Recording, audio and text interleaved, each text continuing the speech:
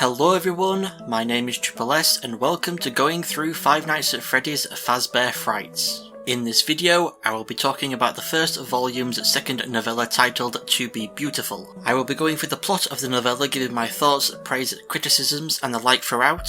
If I end up getting something factually wrong, or if you disagree with any of my thoughts or opinions, just leave a good-natured comment below letting me know. Don't go flying off the handle, please. And don't forget to like, subscribe and ring that bell to be notified of when I release new review videos going forward. With that said, let's begin.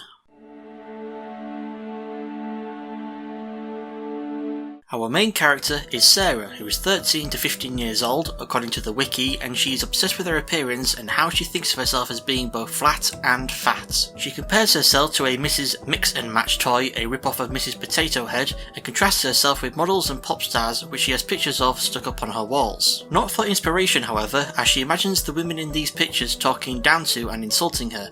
Instead, it's so she can at least see beauty on her walls since she doesn't see it in her mirror. And, looking into her mirror, she applies what little makeup her mother now allows her to wear since her last birthday, mascara and pink tinted lip balm. Speaking of Sarah's mum, Sarah finds her in the kitchen, eating a toasted everything bagel covered in cream cheese. She offers Sarah one and Sarah's mouth waters at the thought, but instead turns it down for a yogurt and a bottle of water for breakfast. On the bus on the way to school, she sits alone watching YouTube makeup tutorials and hoping with her next birthday her mother will allow her to use even more makeup so she can be more like the Beautifuls. Beautifuls being a group of 4 cheerleaders that Sarah describes as royalty.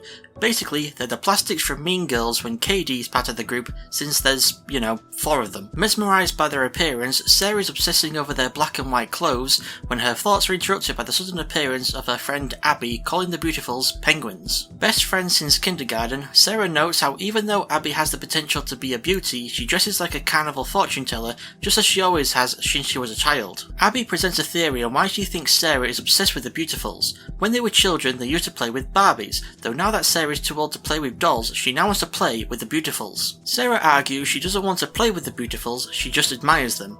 Abby doesn't understand what there is to admire about them and says she'll stick with admiring women like Mary Curie and Rosa Parks. Abby is a nerd, wants to be a scientist, doesn't seem to care much for her own appearance and tortured her Barbies. For some reason reminding me of the Gwendys of the Commando Elite from Small Soldiers. And later, at lunch, when faced with Sarah's hypothetical question of what she would do if she had $1 million, Sarah tells her she isn't allowed to answer that she would give it to the Humane Society or to the homeless. With those options off the table, she instead says she would use the money to travel, treating her family first to a holiday to Paris. That's the only place she names before asking Sarah what she would spend the money on. Sarah answers she would professionally get her teeth whitened, hair cut and dyed blonde, and skin treated. She would buy expensive makeup and get a nose job amongst other cosmetic procedures. Abby can't understand why Sarah would want to change her nose. A nose is a nose is a nose, and doesn't think Sarah's belief that it's an ugly nose is valid. To her, the only cute noses are animal noses, like her dog's and mine. She feels Sarah has changed a lot in the last few years. She no longer talks about books, movies and music, but instead obsesses over her appearance and has replaced the pictures of baby animals on her walls with pictures of models. Feeling judged by her friend, Sarah shouts at Abby that she has changed because she's grown up, whereas Abby still buys stickers, watches cartoons and draws horses before storming off. Nothing wrong with still watching cartoons past childhood in my opinion. I'm 28 and I still love watching the old cartoons of my youth, Ed and Eddie, Samurai Jack, Codename Kids Next Door and more. Having come up with a plan to no longer be a loser and to be a little less ugly, Sarah goes to the beauty store to buy platinum blonde hair dye along with peroxide when the cashier tells her she'll need it to bleach her hair first. Sarah lies to the cashier that her mum knows that she's going to be dyeing her hair. The cashier then suggests to Sarah that her mum should help her with the process and Sarah really should have listened. Of course, if she had asked her mum for help, then she wouldn't have ended up with hair the colour of Shrek's skin instead of platinum blonde. After crying herself to sleep, Sarah is woken by her mum who takes her to a late night salon to have Sarah's hair fixed. Though with how expensive it ends up being, Sarah's mum says by rights she should have forced Sarah to go to school with green hair as it would have served her right.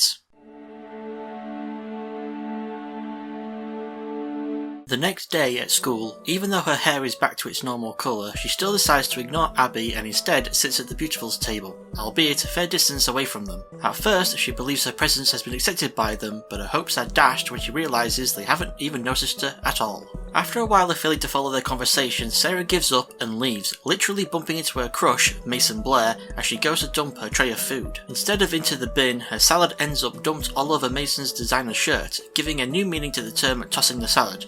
Oops, hang on, no, I meant the term tossed salad. Definitely that, and definitely not the other thing. She apologises and runs from the cafeteria, feeling embarrassed and even more miserable. On her way home, whilst passing a junkyard, she spots an arm sticking out of a broken down car. Makes me think of the 2005 movie House of Wax. Making sure no one's watching, she goes up to the arm to find it's made of metal and connected to a body. A silver robotic body with a tiny waist, rounded hips and bust, and upon its long neck a head with green eyes, pink circled cheeks and red hair in twin pigtails. Sound familiar? Yep, that's right. Sounds an awful lot like Baby from Sister Location. Not wanting such a beautiful thing to be left to rot in a junkyard, Sarah takes the robot home with her and gives it a good cleaning in her bedroom. In the process, she finds its on-off switch and turns it on. It introduces itself as Eleanor and impresses Sarah with its intelligence by using her name and thanking her for rescuing her from the junkyard. In return for Sarah rescuing her and cleaning her up, Eleanor offers to make Sarah's wishes come true. Sarah, surprise surprise, wishes to be beautiful, and Eleanor says that's a big wish but agrees, saying she will need 24 hours to come up with a plan. The next morning, Sarah thinks her interaction with Eleanor might have just been a dream, as Eleanor stands motionless and lifeless in the corner, as motionless and lifeless as the stuffed Freddy Fazbear on her bed that she's had since she was 6. Our second mention of someone owning a stuffed Freddy plush. Interesting. That afternoon, however, when Sarah arrives home from school, Eleanor greets her and presents her with a gift. A silver heart pendant on a chunky silver chain. Before Eleanor hands it over though, she makes Sarah promise that when she puts it on, she will never take it off. Ever. As long as Sarah keeps the pendant on, each morning she will become a little more beautiful, but only if she never takes the pendant off and allows Eleanor to sing her to sleep. Sarah accepts and Eleanor sings a lullaby. Go to sleep, go to sleep, go to sleep, my sweet Sarah. When you wake, all your dreams will come true.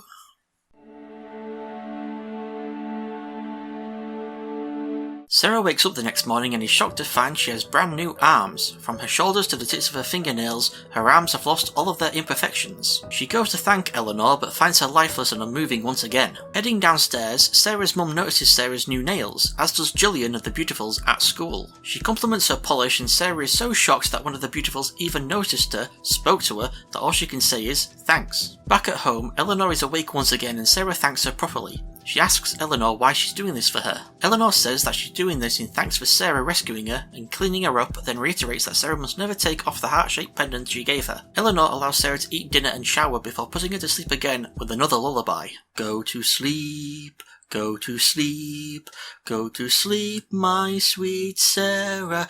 When you wake, all your dreams will come true.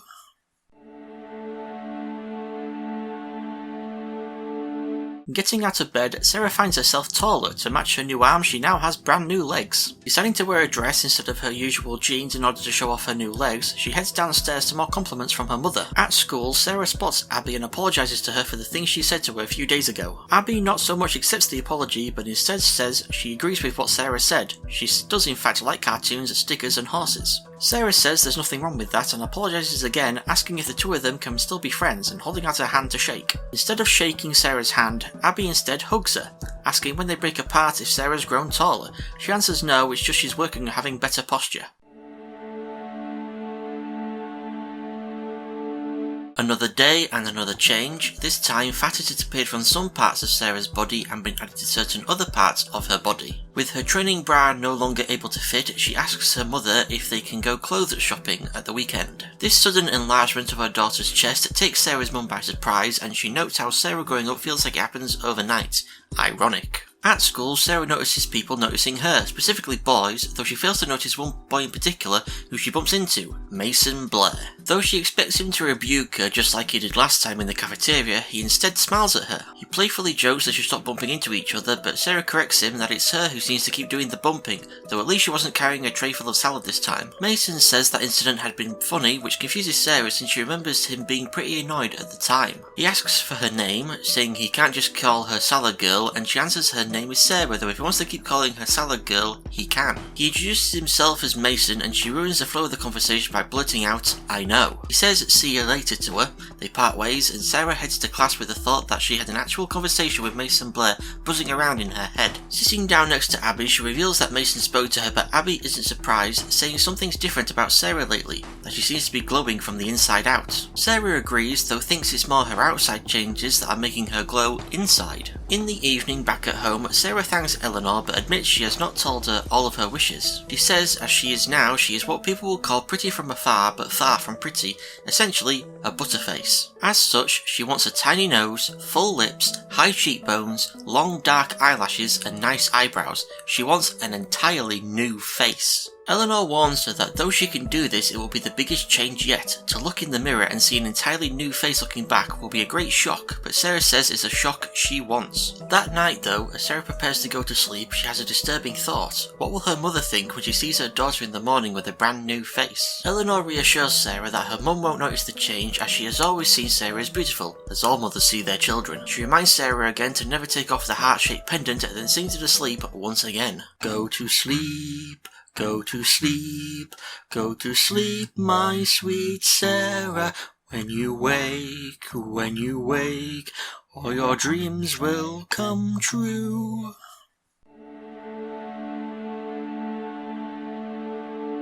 Sarah wakes up as an entirely new girl. Eleanor's already given her new arms, new legs, a new body, and now she's given her a new face. Sarah's entire body is so new that at school the Beautifuls mistake her for a new girl at the school and invite her to sit with them in the cafeteria. First, ask her name, and she tells them it's Sarah, hoping they approve of it. Secondly, they ask her who the designer of her dress is, and she answers it's from Saks Fifth Avenue. Apparently a fancy designer, which is lucky since the dress is actually second hand from a thrift store. Thirdly, they ask how often she goes to New York, and she lies that she goes once or twice a year. Fourthly, they ask her what her parents do for a living, and again she lies that her mum's a social worker and her dad is a lawyer. In actuality, she doesn't know what her dad does, just that he left and now moves around and changes girlfriends a lot. Fifthly, they ask if she has a boyfriend. She answers no, so sixthly, they ask if she fancies anyone, and she answers yes, so they ask their final question of who, and she answers Mason Blair. All her answers having been apparently satisfactory, the Beautifuls say Sarah can continue to sit with them at lunch in the future, and can join them in going to the mall on Sunday afternoons.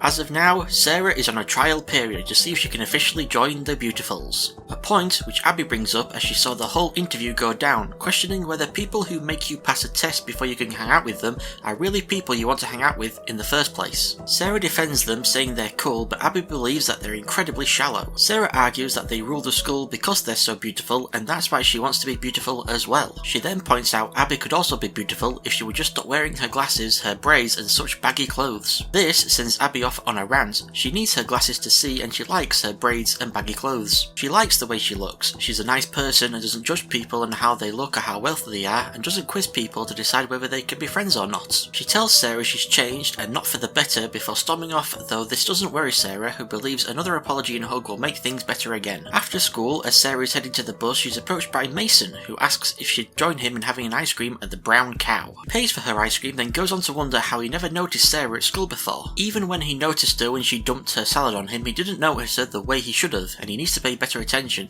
so this guy only notices girls if they're pretty. Sarah jokes she needs to as well to avoid bumping into people with trays of salad, making Mason laugh, which makes herself feel confident. When they finish, he offers to walk her home, but unlike Mason, who probably lives in a mansion with his doctor dad and real estate mum, she lives in a bungalow, so she comes up with an excuse so he doesn't see where she lives. This makes me think of the two scenes in Netflix's Sex Education of Maeve not wanting Jackson to see she lives in a trailer, and Ruby not wanting Otis to see she lives in a regular house. Mason asks if she'd like to go out on a proper pizza and movie date on Saturday, and she agrees. Back at home, Sarah tells Eleanor all about her day with the Beautifuls and Mason, and Eleanor says she's happy that Sarah is happy. Eleanor asks her if she has any more wishes, but Sarah can't think of anything else. She says she has everything she could ever wish for, and Eleanor says then she herself has as well. She again warns Sarah to never ever take the heart-shaped pendant off, even with all of her wishes granted, and Sarah cries happy tears at having such a great friend in Eleanor.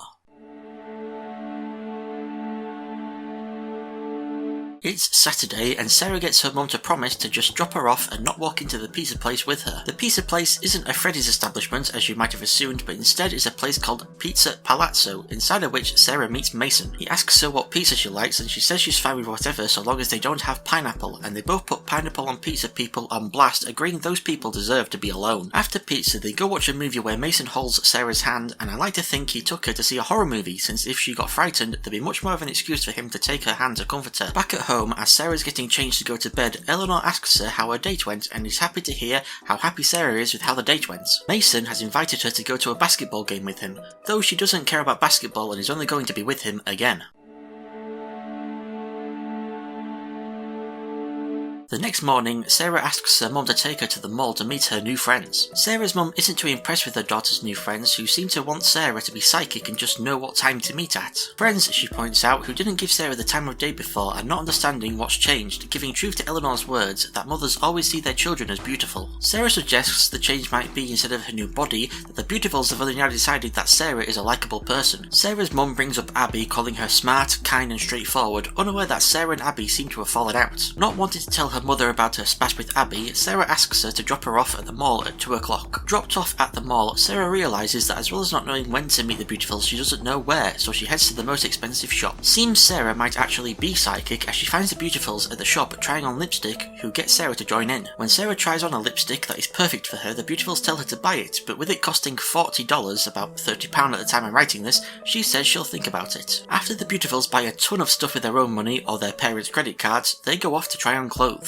They don't buy any of the clothes though, just annoy a sales lady by spending ages trying stuff on and taking pictures and leaving all the clothes on the floor for her to clean up when they leave. Later, whilst eating frozen yogurt, they talk about the sales lady with one of the Beautifuls mocking her for working in a store and only making minimum wage, with no hope of being able to afford any of the clothes she sells. Sarah laughs along with them about this, though doesn't share the same view, feeling sorry for the sales lady who was just trying to do her job and had to clean up after them, though who was she to criticise the Beautifuls? As someone who volunteered at a charity shop, which mainly sold clothes, I can sympathise with the sales lady, it's a tough job. This whole shopping mall scene reminds me of the first episode of the 5th series of Skins, with Frankie, analogist to Sarah, joining Minnie, Liv and Grace, analogist to the Beautifuls, in shopping and trying on makeup. Though in that show the girls also do drugs and shoplift, so they're a bit more hardcore than the Beautifuls and Sarah, who just leave a bit of a mess to be cleaned up. Also, let me just say, go watch Skins. Series 1 and 2 were a bit hit or miss, and maybe skip series 3 and 4. I dislike most of the characters in those two particular series, especially Cook, but series 5 and 6 are my favourites. I can't comment on series 7 though, I never watched it. Back at home, Sarah for the bajillionth time thanks Eleanor for making her wishes come true, and Eleanor says it's the least she could do, but also cryptically adds that Sarah has given her so much. Sarah heads to sleep and has herself a terrifying nightmare, starting with a sat with Mason in the cinema, only for Mason to replace with Eleanor, and Eleanor with a mouthful of sharp teeth. She wakes to find Eleanor standing over her, staring at her. Having screamed in her nightmare, Sarah asks did she scream IRL, and is that why Eleanor was next to her? Eleanor reveals that no, Sarah didn't make any noise, this is just what she does every night, standing guard over Sarah and keeping her safe. Seeing Sarah is a little freaked out by this, Eleanor asks if Sarah would prefer it if she stood by the door, to which Sarah says yes. Moving over to the door and bidding Sarah goodnight, Sarah heads back to sleep with the feeling that something is wrong. At school, as Sarah and the Beautifuls wait to empty their trays of food, the Beautifuls start to criticise Abby, saying she dresses like a preschooler from a poor family. Sarah sticks up for Abby, saying she's really nice and been her friend since kindergarten, but the Beautifuls just mock Abby more for not having bought any new clothes since kindergarten. Not able to laugh along with her new friends, Sarah goes to empty her tray but slips on something and crashes to the ground. At first, the Beautifuls laugh at her, but then their laughs turn to screams as something starts to happen to Sarah. Her movements are accompanied by clashing and clanging sounds, her hearing as if she is underwater, and her body is now shaking and jerking, no longer under her control. Sarah then realises the heart-shaped pendant Eleanor had given her and warned her never to take off was no longer around her neck. Abby appears and helps Sarah to stand, and Sarah sees her body is no longer that of flesh and blood, but scrap, gears, bicycle parts, hubcaps, and rusted metal. As Sarah says she has to go, Abby hands her the fallen pendant and Sarah thanks her, calling her a good friend before rushing out of the school. As passers-by stare at her in horror, she struggles to walk home, her body growing stiffer and squeaking with each step and making it impossible for her to fasten the pendant back on around her neck. Making it home, Sarah is unable to find Eleanor, looking for her in every room of the house, then finally in the cabinets of the garage with the thought that Eleanor was hiding from her. Instead of Eleanor, Sarah to her horror finds a collection of plastic bags, each containing a bloody body part.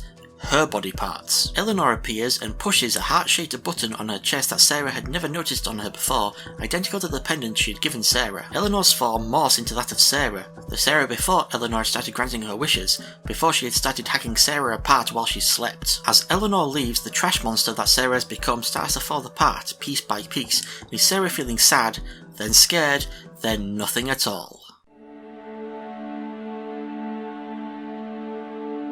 So that was the second novella of the first volume of Fazbear Frights, titled To Be Beautiful, and despite being around the same page length as the previous novella Into the Pit, there was a lot more to mention as it was a lot more wordy dialogue-wise. We also get our first non-happy ending, well, a non-happy ending for Sarah. Eleanor seems pretty happy. It's an ending brought about by the heart-shaped pendant falling off of Sarah and revealing her true form.